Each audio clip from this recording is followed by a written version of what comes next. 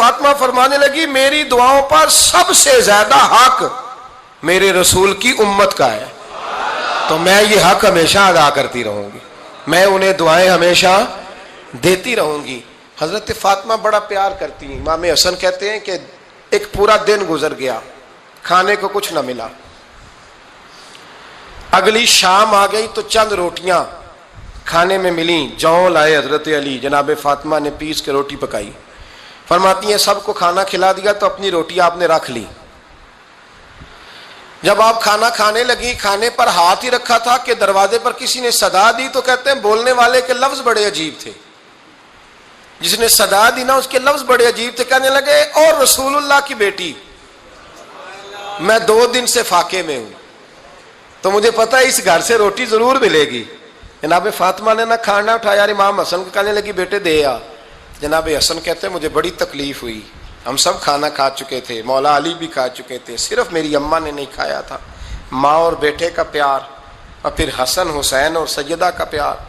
فرماتے میں نے کہا اماں جی آدھی دے دیتے ہیں، آدھی آپ کھا لیں، پورا دن گزر گیا آپ فاقے سے ہیں۔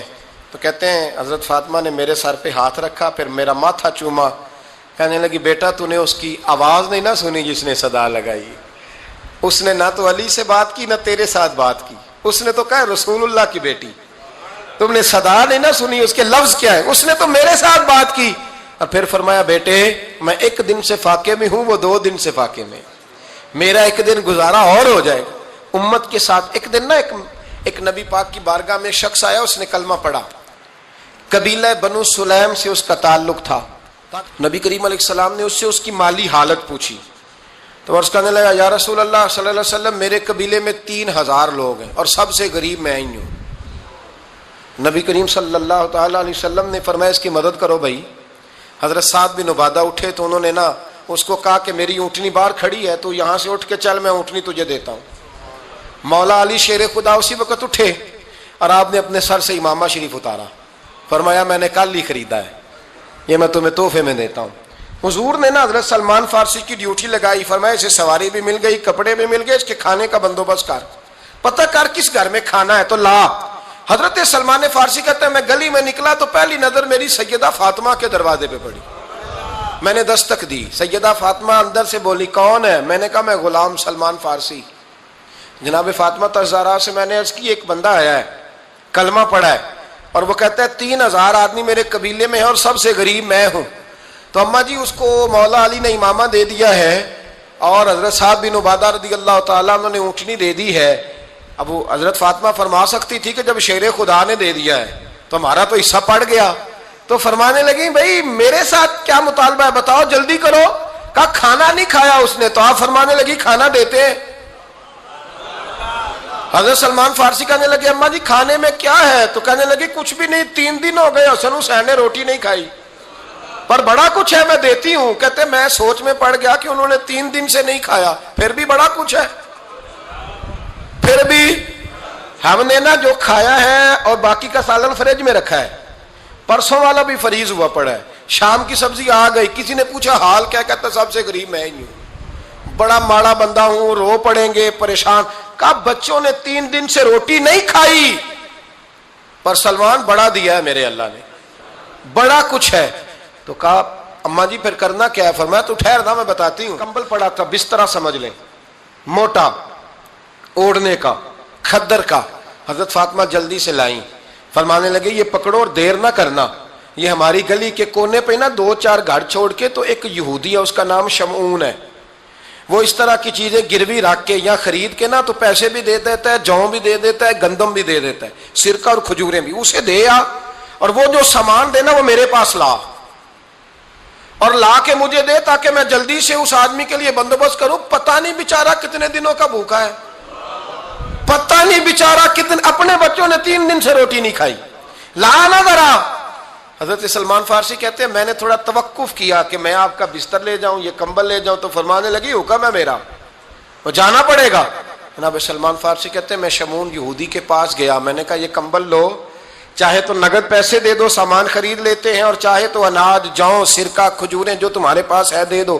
وہ کہنے لگا یہ کس کا ہے؟ بڑا شاندار ہے، بڑا خوشبو والا ہے۔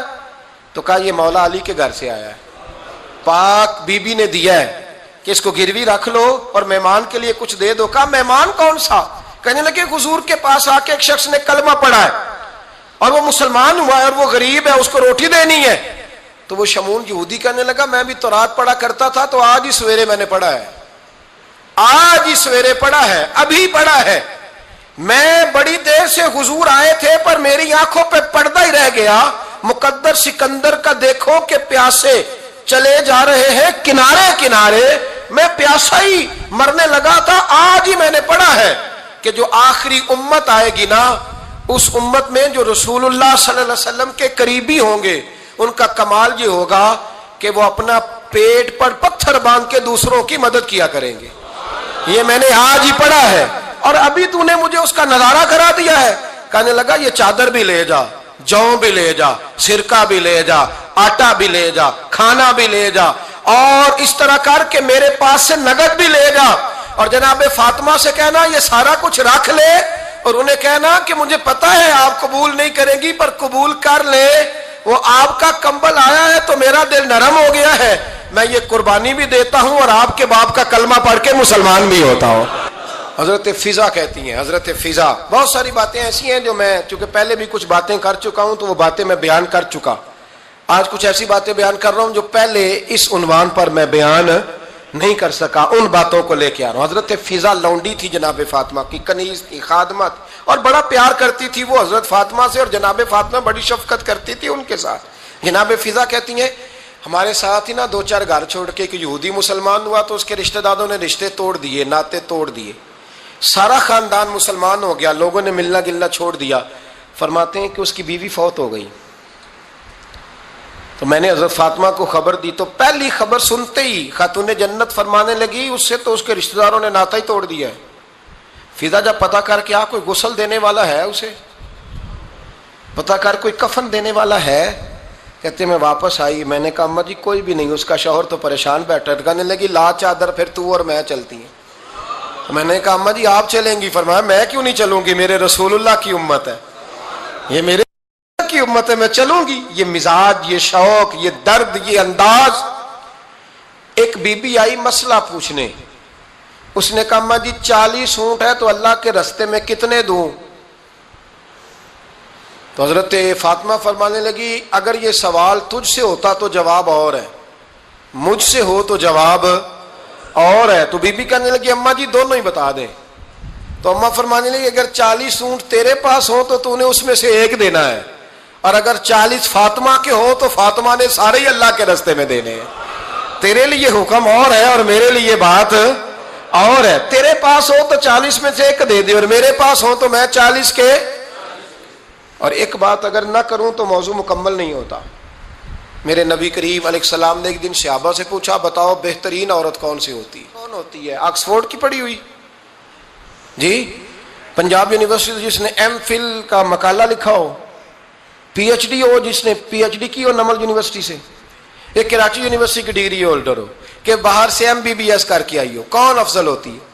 کہ یا جو اچھی گفتگو کرے، نماز پڑھے، عبادت کرے، وہ افضل؟ کوئی تو ایسی وجہ ہوگی نا۔ صحابہ سے حضور نے سوال پوچھا تو صحابہ نے بھی مختلف جوابات دیے۔ کسی نے کہا حضور پنجگانہ نماز پڑھنے والی، فرمایا بات تمہاری ٹھیک ہے پر تم میری مراد کو نہیں پہنچے۔ ایک نے کہا یا رسول اللہ صلی اللہ علیہ وسلم پردہ کرنے والی، فرمایا بات تمہاری ٹھیک ہے پر تم میری مراد کو نہیں پہنچے۔ ایک نے کہا حضور با پردہ عورت، فرمایا بات تمہاری ٹھیک ہے پر تم میری مراد کو۔ حضرت علی کہتے ہیں بیٹھا میں بھی تھا بیچ، لیکن میں بھی مراد کو سمجھ نہیں پا رہا تھا، حالانکہ شہر علم کے دروازے کا نام مولا علی ہے۔ فرماتے ہیں اس وقت اللہ کی حکمت تھی کہ جواب کوئی اور دے، تو حضرت علی کہتے ہیں قد بھی میرا چھوٹا تھا، بیٹھا بھی میں پیچھے تھا، تو تھوڑی گردن اور جھکا کے نا تو میں نکل گیا اور فاطمہ کے حجرے میں پہنچ گیا۔ تو میں نے کہا فاطمہ حضور نے ایک سوال پوچھا ہے تو صحابہ جواب دے رہے ہیں پر حضور کہتے ہیں تم میری مراد کو نہیں پہنچے، ذرا جلدی سے جواب نہیں دیتی؟ تو خاتون جنت ہنس پڑی، فرمانے لگی میں جواب دوں؟ آپ کو بھی کہا ہاں دیں جواب کا کیا؟ فرمانے لگے بتاؤ سب سے بہترین عورت دنیا کی کون سی، سب سے بہترین؟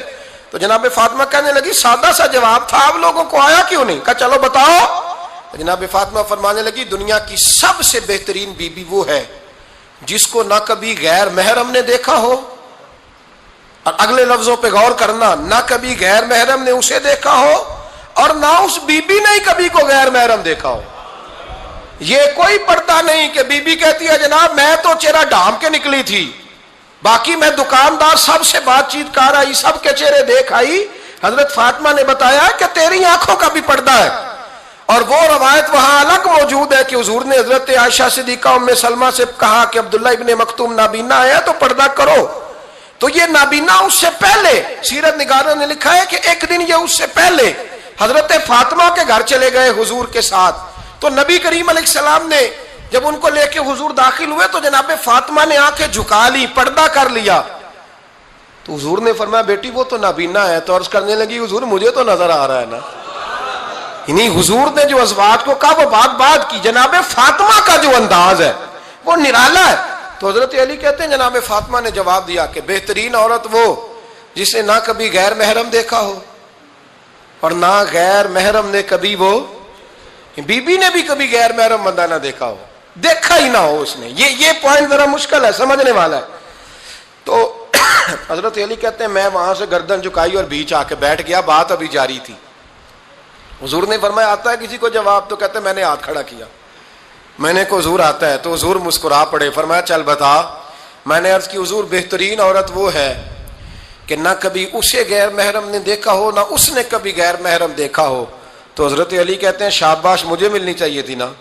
حضور مسکرا پڑے، کہنے لگے میں نے تو پہلے ہی کہا ہے فاطمہ تو بدعت منی، فاطمہ میرے جگر کا ٹکڑا ہے، میں نے تو بڑا پہلے کہہ دیا ہے۔ تو کہتے ہیں صحابہ میری طرف دیکھنے لگے کہ یہ تو تعریف فاطمہ کی ہونے لگ گئی ہے۔ تو میں نے کہا کیا کریں، اس محبوب کو بتایا ہے جس کے لیے اللہ نے کوئی پردہ رکھا ہی نہیں، سارے پردے کھول دیے۔ حضرت فاطمہ کے وصال کا وقت آیا، انتقال کا، تو حضرت اسماء بنت امیس کو بلایا اور بلا کے فرمانے لگی تو مجھے غسل دینا اور سوائے میرے شوہر مولا علی کے کسی اور سے مدد بھی نہ لینا۔ اور فرمانے لگی میں نے حبشہ کے بارے میں سنا ہے کہ وہاں جب بیویوں کا جنازہ اٹھتا تھا تو وہ لوگ چارپائی کے اوپر یوں کر کے اس طرح کر کے لکڑیاں لگاتے تھے، نیچے باندھ لیتے تھے اور لکڑی میں لچک ہو تو اوپر جا کے پھر اس کو باندھ دیتے تھے تو پردہ بن جاتا تھا۔ فرمایا میں نے علی کو بتا دیا ہے، تمہیں بھی بتا رہی ہوں، جنازہ میرا رات کو اٹھانا اور لکڑیاں لگا کے نا تو اوپر پردہ کر لینا، میرے وجود پر پڑی ہوئی چادر پر بھی کسی کی نظر نہیں پڑنی چاہیے۔ رات کو جنازہ اٹھانا اور رات کو مجھے دفن کر دینا۔ مدینہ منورہ میں حضور کے وصال ظاہری کے 6 ماہ بعد جناب فاطمہ الزہرا کا جنازہ اٹھا تو مسجد نبوی شریف سے ایک شخص اپنی داڑھی آنسوؤں سے بھگوتا ہوا نکلا، تو حضرت ابوبکر صدیق نے کھڑا کر کے پوچھا کیوں نبی پاک کے چچا عباس روتے کیوں ہو؟ حضرت عباس کہنے لگے پہلے حضور گئے تھے اب نبی پاک کی تصویر بھی چلی گئی۔ کیا ہوا؟ کہ جناب فاطمہ کا وصال ہوا، پھر سے ایک دفعہ مدینے میں رات آئی، پھر سے شام ہوئی، پھر سے جنازہ اٹھا۔ شیر خدا علی المرتضیٰ رضی اللہ تعالیٰ عنہ نے، حضرت عباس نے، حضرت قسم بن عباس نے، حضرت عبداللہ ابن عباس نے تدفین سے فارغ ہوئے۔ ایک روایت ہے کہ حضرت عباس نے جنازہ پڑھایا اور ایک مستند روایت ہے کہ حضرت ابوبکر صدیق نے جنازہ پڑھایا، اور جب جنازہ پڑھا کر کے باہر نکلے تو حضرت علی شیر خدا کی آنکھوں میں آنسو تھے۔ اتنے کالی روتے کیوں ہو؟ ماننے لگے صرف فاطمہ نہیں گئی، مصطفیٰ کریم کی امت کے لیے دعائیں کرنے والا ایک بڑا ہاتھ رخصت ہوا ہے، ایک بڑا ہاتھ۔ جناب فاطمہ الزہرا نے 29 سال کی عمر مبارک گزاری۔ میں نے پہلے بھی ایک دفعہ یہ موضوع بیان کیا تھا تو میں نے بات کر دی تھی، کیونکہ میں نے نہیں کی، وہ بات کسی اور کی ہے، کرنی بڑی ضروری ہے۔ علامہ اقبال کہنے لگے، اسرار بے خودی میں لکھنے لگے کہ فاطمہ جو تو نے کیا ہے وہ کوئی نہیں کر سکتا۔ اقبال کہنے لگے فاطمہ جب تجھے دیکھتا ہوں نا تو تڑپ اٹھتا ہوں۔ کہنے لگے اے فاطمہ میرے رسول کریم نے نا میرے پاؤں میں شریعت کی زنجیریں باندھ دی ہیں، اگر مجھے شریعت منع نہ کرتی، حضور پابند نہ کرتے تو میں کعبے کا طواف نہ کرتا، تیری قبر کا طواف کرتا۔ فاطمہ تو نے 29 سال میں وہ انقلاب برپا کیا، امت پر وہ رحمت کی۔ علی کے گھر کی ہے عزت، علی سے سنتے ہیں، نبی کے گھر کی ہے عزت، نبی سے سنتے ہیں۔ وہ جس نے معزز کیا گھرانے کو، حسین پال کے جس نے دیا زمانے کو. اور میرے اعلیٰ حضرت فرماتے ہیں سیدہ زاہدہ طیبہ طاہرہ. کبھی آپ اگلا فقرہ سنے نا تو بریلی کے امام نے حد کر دی, فرمانے لگے جان احمد کی راحت پہ لاکھوں سلام. جان احمد کہتے ہیں نبی پاک کی جو جان ہے وہ سیدہ فاطمہ ہے, اور صرف جان نہیں, یہ وہ والی حضور کی جان ہے جس سے نبی پاک سکون حاصل کرتے, راحت حاصل کرتے ہیں. جان احمد کی راحت پہ. اور اس کا ایک ترجمہ یہ ہے کہ نبی پاک کی جان کو سکون حضرت فاطمہ کی وجہ سے ملتا. جان احمد کی راحت پہ لاکھوں سلام. اور حضرت حسنین کریمین کا ذکر کرتے ہوئے فرماتے ہیں آب تطہیر سے جس میں پودے جمے. حضرت فاطمہ کے بارے میں کچھ روایتوں میں یہ آتا ہے کہ عورتوں کی طرح انہیں حیض نفاس نہیں آتا تھا, اللہ نے پاک پیدا فرمایا, اور مولا علی تو پہلے ہی پاک ہے. تو فرماتے ہیں یہ جو بچے ہوئے نا یہ آب تطہیر سے جس میں پودے جمے. یہ بریلی کے امام کی محبت ہے سیدہ فاطمہ سے اور حسنین کریمین سے. کیا انداز ہے, کہنے لگے آب تطہیر سے جس میں پودے جمے, اس ریاض نجابت پہ لاکھوں سلام. اس ریاض, پتہ نہیں کہاں بیٹھ کے لوگ اہل بیت کی شان بیان کرتے ہیں, اہل بیت کی شان سننی ہے تو بریلی کے امام سے سنو. اس ریاض نجابت پہ کہتے ہیں حضرت فاطمہ صرف پاک نہیں, پاکیزگی کا پورا باغ ہے, پورا, یعنی ان کی چھاؤں بھی پاک ہے, ان کا سایہ بھی, ان کا پھل بھی, ان کی ٹہنیاں بھی, بولے تو صحیح یار, ان کی ٹہنیاں بھی, ان کی زمین بھی. اس ریاض نجابت پہ لاکھوں سلام, اس ریاض نجابت پہ لاکھوں سلام. سیدہ زاہدہ طیبہ طاہرہ جان احمد کی راحت پہ. اے اللہ رمضان کا جمعہ ہے, بڑے سارے لوگ موجود ہیں, ہم تیری بارگاہ میں التجا کرتے ہیں اے عرش و فرش کے مالک, پاک رسول کی پاک بیٹی کا صدقہ امت کی ہر بیٹی پہ رحم فرما. آخر دعوانا الحمدللہ رب العالمین.